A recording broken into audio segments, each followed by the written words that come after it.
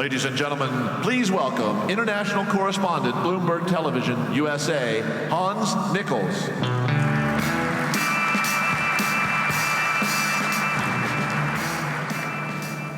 Thank you very much for joining us. Madam Secretary Pritzker, if I could ask you to come forward along with Minister Al-Amini. I believe everyone will make their transition here. There she is. Thank you very much. Fantastic. We'll do fine. Great. I think you're here. How are you, my friend? Ça va? Yeah? Thank you. Do you want to do in French? Okay. I will ask in English.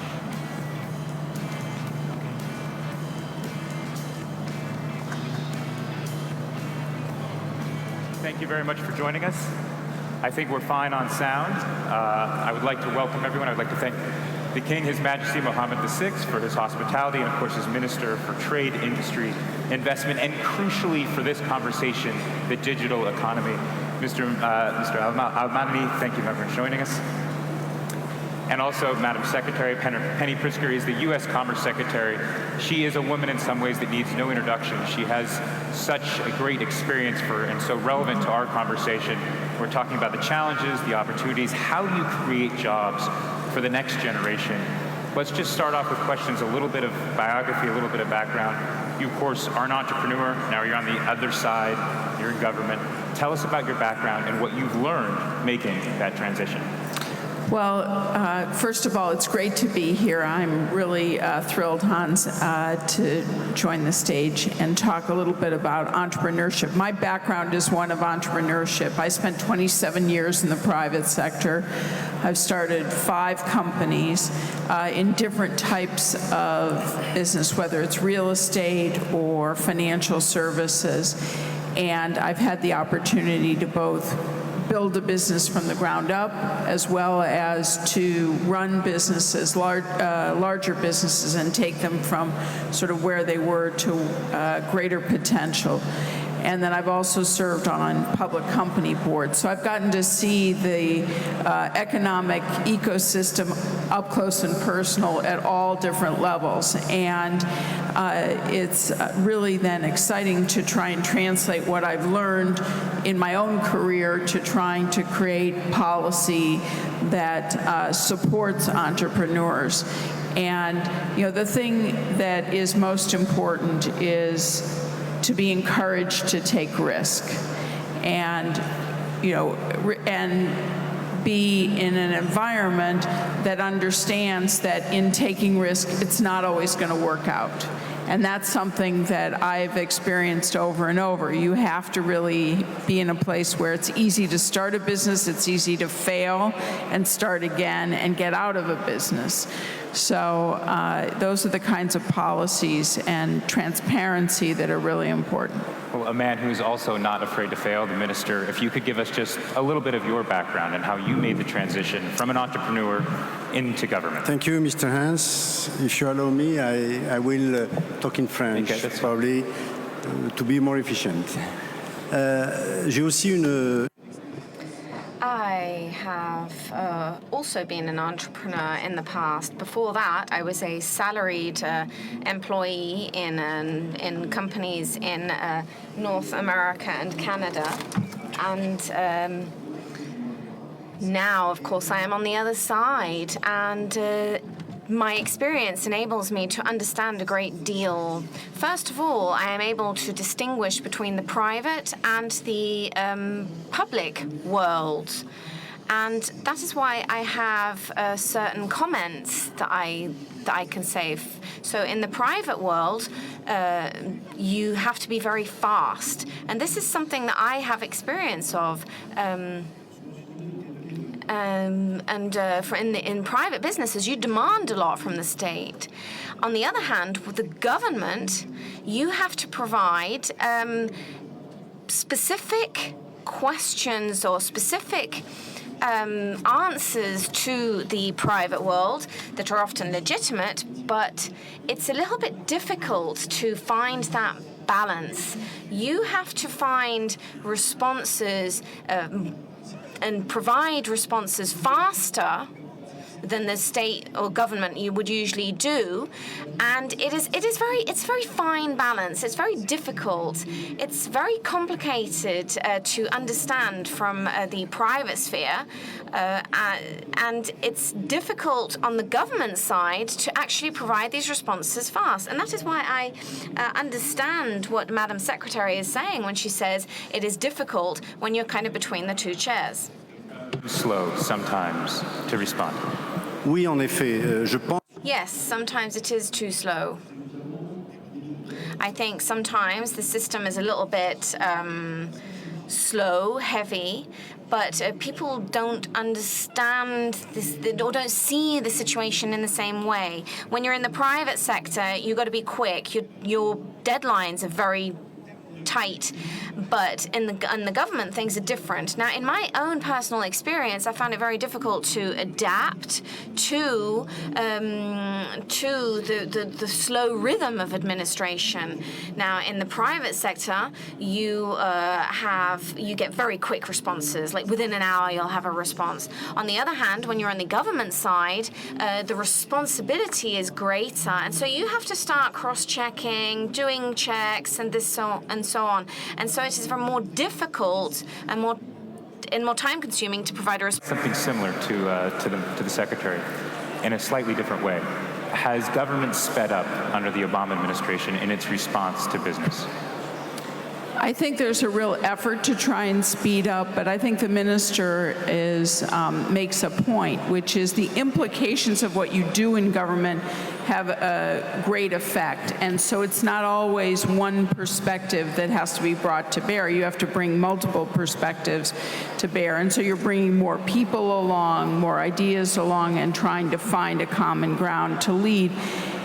And the challenge in government is the answer you might ultimately choose, not everybody's going to love. You'll have some supporters and some detractors. You're trying to find something that you think is a best solution. But having said that, there are fundamental things that all the ministers and all the leaders talked about in their speeches, which is creating an environment that supports entrepreneurship.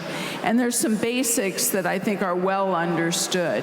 You know, you need a place where taking risk is supported. You need a place where rule of law is understood and is reliable. You need an environment that it's easy to start a business and it's easy to resolve a business if it's insolvent, respecting, of course, the rights of creditors. You need a culture that wants 100% of the talent to have opportunity, and those are things that we in government can encourage. That I think is easier than sometimes some of the more particular regulations that get very detailed. When we look at sort of, the great strides that have been made in terms of entrepreneurship technology, we all have our smartphones with us, we're all sending things back. I'd like to ask both of you, who are your 3 favorite entrepreneurs and why?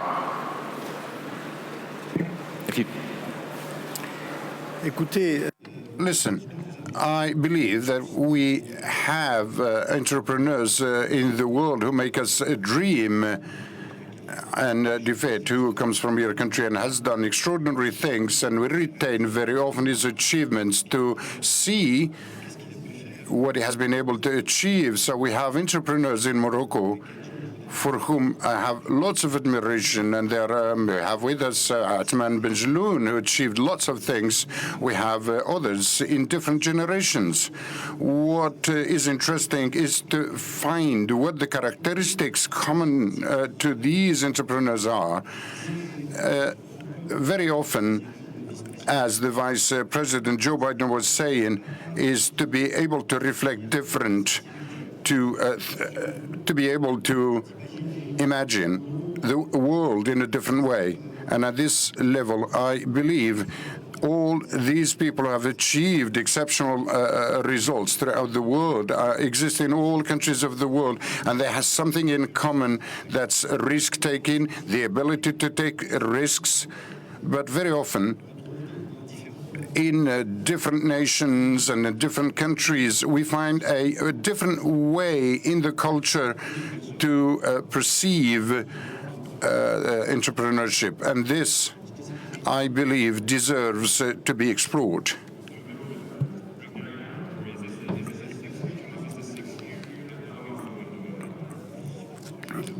I believe it's probably something that is cultural, and we have a cultural elements. So in each country, you have an approach to entrepreneurship that differs.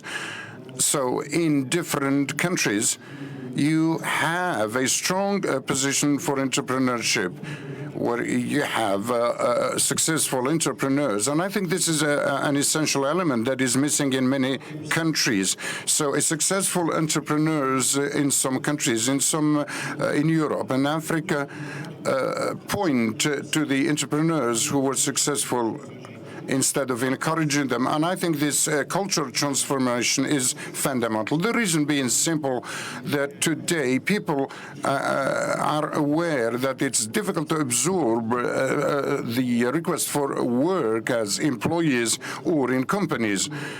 And entrepreneurship, including people who create their own companies, is a strong capacity offered to the world to be able to absorb the market.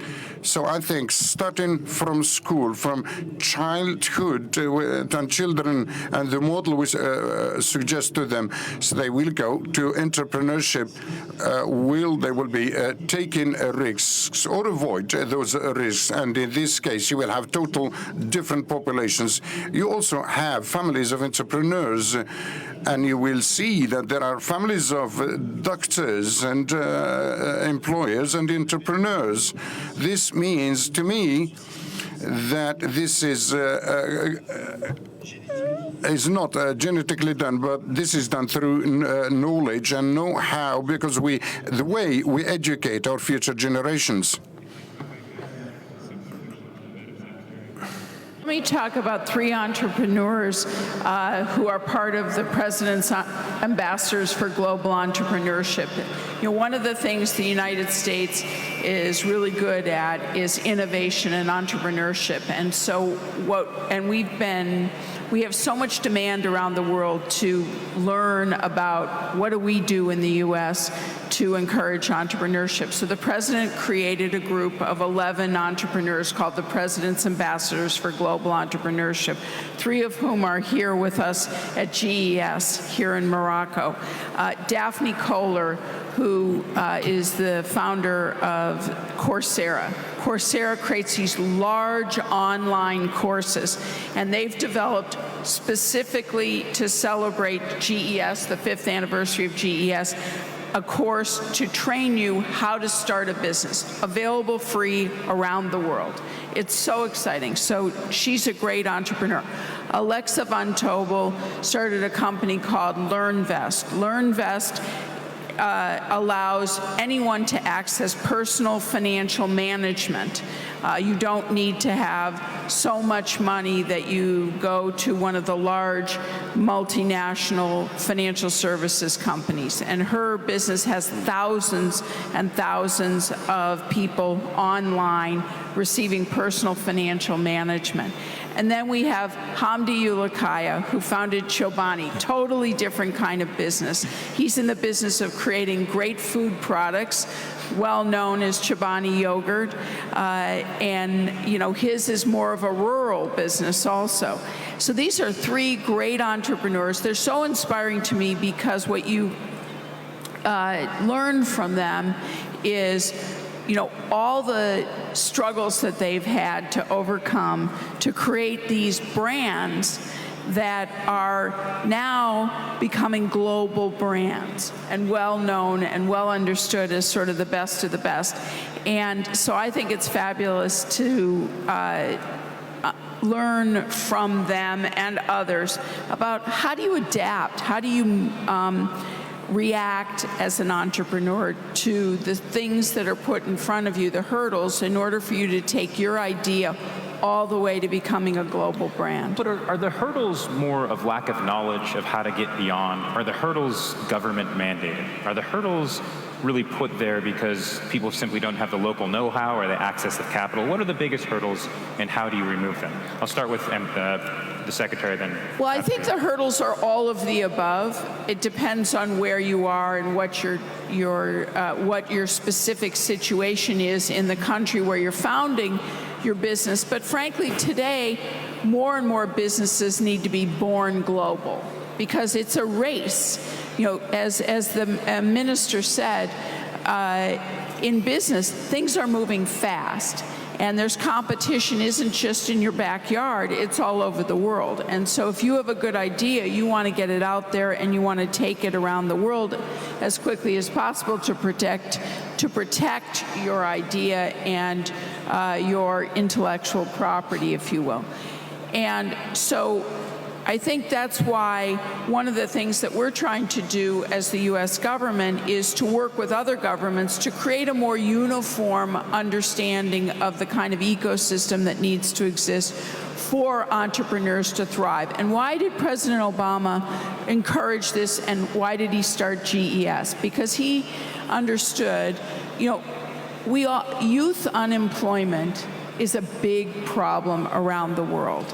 And most great ideas come when, and I'm not saying, you know, that all, but I'm saying a lot come when you're young, when you, as the Vice President talked about, you challenge authority, you challenge the status quo.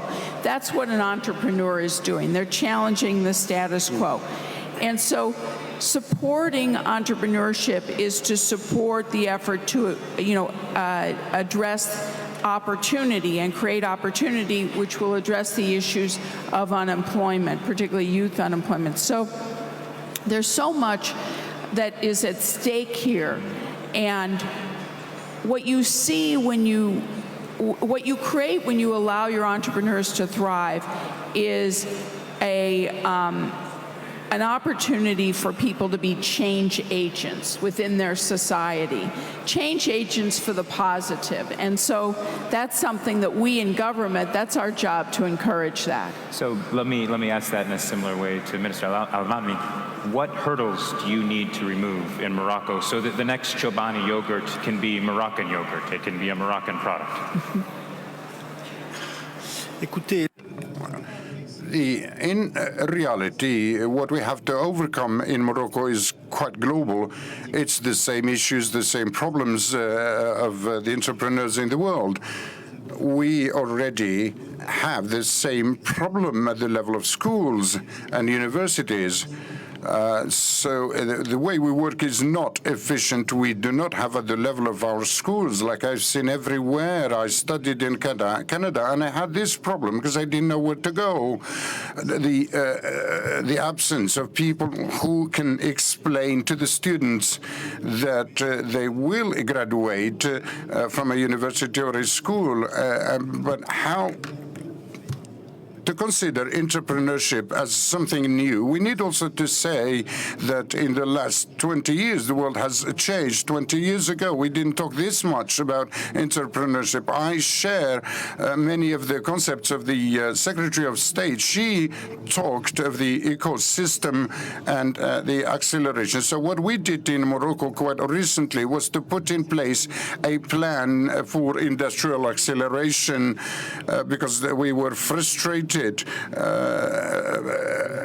because we wanted to accelerate the development of our country and entrepreneurship in our country. And what we choose as approaches is an ecosystem and also to guide the Moroccan economy and restructure it into an ecosystem. And the results are quite interesting.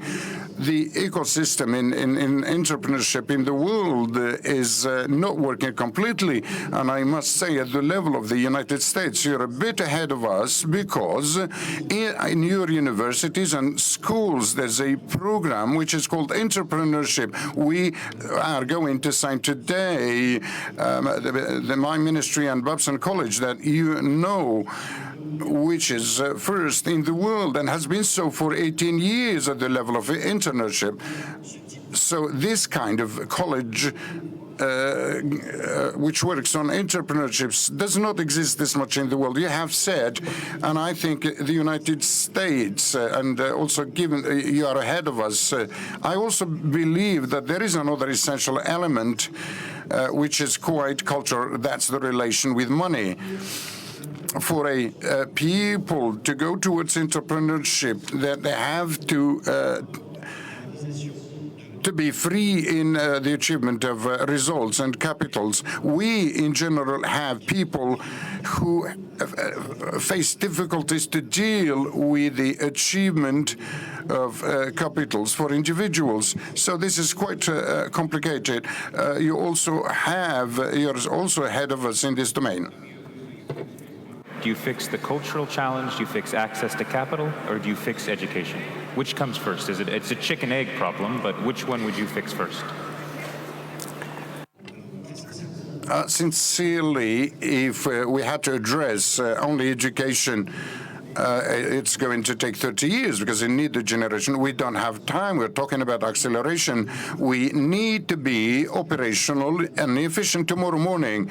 Of course, for education, we want to introduce courses on entrepreneurships, but we also work day and night with the different federations, and we discovered that the Moroccan economy, the fact of having these positions today, we have Pan-African leaders in many. We also have world leaders in Morocco, in the sardines, and in a number of sectors.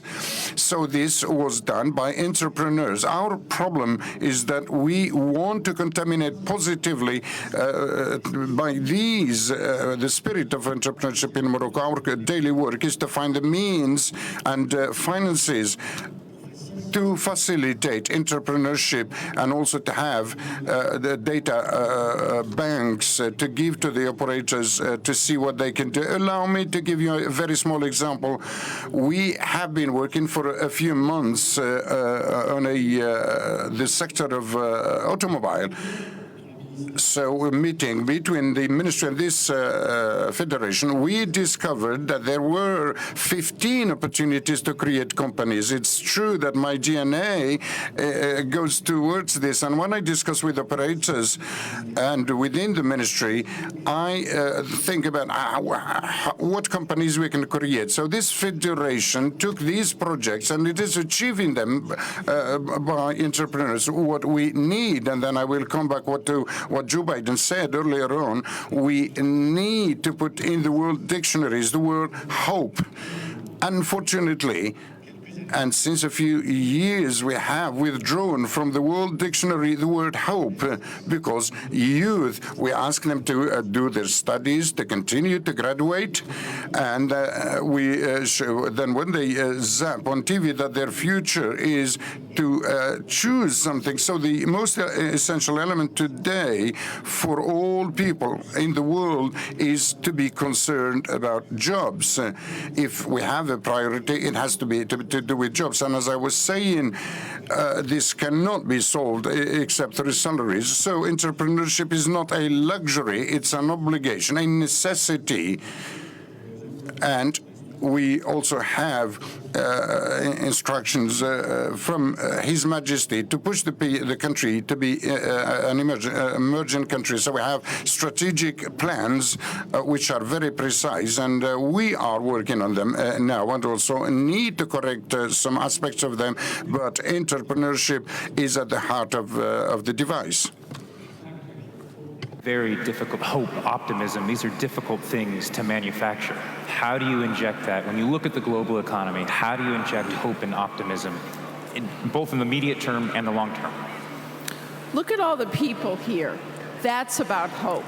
I mean, if you sit, as I did yesterday, and you meet the young entrepreneurs, in fact, they're probably out making deals right now, or they're pitching their businesses in the competitions that exist here. I mean, that is hope. And they come from countries all over the region, whether they're from a country that is, facing the challenge of Ebola, or they're in a country that's having, challenges to women's rights, or they're in countries that have, other difficulties or having, internal conflicts. There are still people in those countries who are creating and have optimism about creating business. And so to me, the fact that we bring people together, that we celebrate this, that we have leaders in countries all over the world that are talking about how do we make it easier for our entrepreneurs to create new businesses. I mean, that's amazing. That's really amazing. That's a dialogue that did not exist 5, 10, 15 years ago, where we're all focused on how do we encourage and support entrepreneurship. I mean, the conversation about women, that's pretty exciting. And one of the things that, in the conversations that I've had here and in the speeches and other things is I've asked the entrepreneurs, I ask you one thing. You're here, it means you've achieved something by being here. Your business may succeed or it may fail, but you have something. Go back and share that in your communities. So hope is something that's viral. And hope is something that, we have to be constantly vigilant to create an environment where hope can succeed. So does that mean that there are more important deals and conversations taking place outside this hallway than up here on stage? Is the real value of this what's happening in the courtyard? All of it's important. All of it's important because different people want different things out of this conference.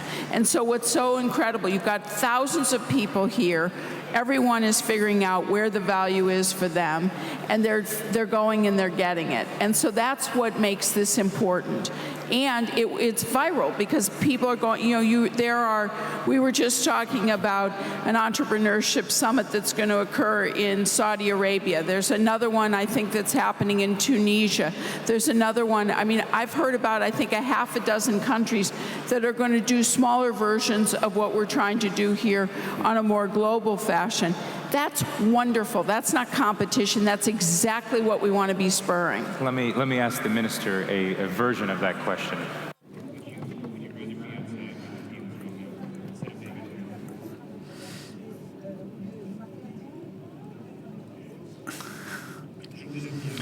Because I like you, I feel very well here. However, I wouldn't like to lose this feeling of an entrepreneur. The fact of being a member of a government allows me to contribute my experience. Everybody contributes their experience, but it's not important. We have to change DNA.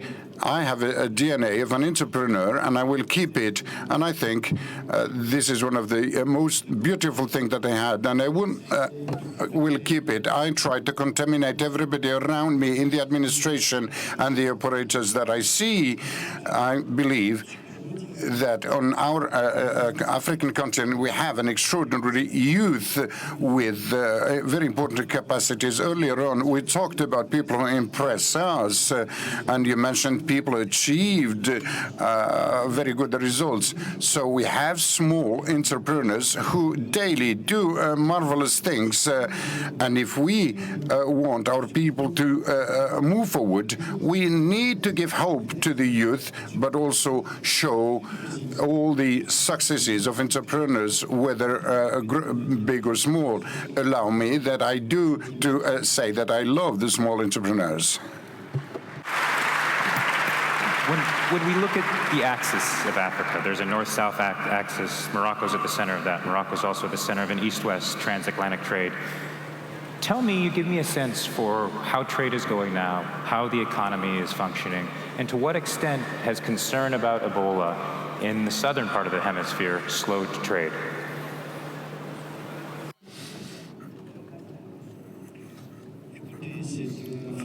Oh, this is an epidemic just like any other one, so cold. So it's very important to address very seriously this disease, but it should not block us. And I have the feeling that humanity tends to look for excuses not to do anything. Morocco does not do this. Morocco, we have Royal Air Morocco, and I see the chairman here, and it's not fly into a number of countries, and this is something that was a reproach, but I think this is a Moroccan decision. Morocco has a geographic situation that it does not forget. Morocco is African. We have African roots, and we are very proud of being that. Our entrepreneurs and those who chose to go towards developing their business at the level of Africa have extraordinary success. In fact, Morocco does not wish to be the hub towards Africa. Far from it. We already one of the hubs towards Africa. The air, telecoms, banks, insurance companies, as well as a number of other sectors where we have Pan-African Moroccan leaders who work in a very harmonious way within this community. We also have choices, clear choices as governments. This is the choice of the country and the King Mohammed VI for a clear exchange, an exchange that is open south-south. So we are extremely open to sharing. And as it was said earlier on by the people who started the debates, the exchange is not only at the level of successes. We have in Morocco lots of paths and lots of successes, and thanks God, we also had failures, and these failures constitute an important basis for us to avoid these in the future, and it is this basis for success. And we select what can be useful for Africa, but also these failures to avoid them. And you need to know that the Moroccan banks today finance 47% of the prices given in the countries where these banks are present. Morocco is the second investor at the level of Africa, so we are a stakeholder in our Pan-African life, and we intend to move forward. Just one word. The interest of the world is to look very closely to this Africa. First, it's one of the engines, if you wish, of growth. I'm not exaggerating, because very often I tend to say it's extraordinary. There's nothing extraordinary. There is a natural evolution with its advantages and inconvenience. But this continent offers today, and has been doing so, and will be doing in the future, growth higher than 5%, because we see growth flat in the world. The second element, the population, is very important, and it could move towards trends that are not in favor of the world. So it's important for Morocco and for the rest of the world to take this into consideration, mainly the continent as a potential threat if we don't do anything. All these countries, in all our countries, we have capacities and abilities to make people poor. So we need to help each other, to work hand in hand. It's not because we have Ebola or anything else that we need to turn our back. It will be dangerous. It's a very important comment. Madam Secretary, if we could just wrap up here. When you take a look at the global economy, the sweep of the global economy, there's some optimism in Africa. Where are you most optimistic, and what gives you the greatest concern, macro speaking? Well, I think, a couple things that I'm most optimistic about. First of all, the United States economy is doing well. We have GDP over 3.5%. We have created about 10.5 million jobs since the Great Recession. We've seen unemployment dropped to 5.8%, and we've seen manufacturing growing. And so there's a lot of good things going on in the United States economy. But we don't exist in isolation. We exist in the world. As the minister said, Africa is a source of excitement and something that we, the U.S. government, have been very focused on, our relationship with Africa and growing our trade relationship throughout Africa. And that, we had a very successful U.S.-Africa Business Summit in August. We're doing lots of trade missions throughout Africa, including a trade mission coming to Morocco in December. We're trying to grow our trade relations throughout Africa, and Morocco plays a very important role as a hub, as a place, through which there's lots of opportunity for the United States to both access Africa through Morocco as well as directly. So there's a lot of reasons to be very, hopeful about the relationship between the United States and the continent of Africa. And it's something that we at the Department of Commerce are working very hard on. And we're working closely with the governments in Africa, and particularly in this region. We have something called the Commercial Law Development Program. So we're working with governments to try and address some of the issues that we've talked about so that the ecosystem, the economic environment that's been referred to here this morning can be welcoming not just to American companies, but to local businesses, to entrepreneurs, et cetera. So we're very vested in the success here in this region. Well, with that note of optimism, I'd like to thank you both very much for joining us up here. I hope we can all go out and make some more deals and continue the conversation. And I want to thank both of you for your time. Thank you. And I believe we have one more guest for the next panel, but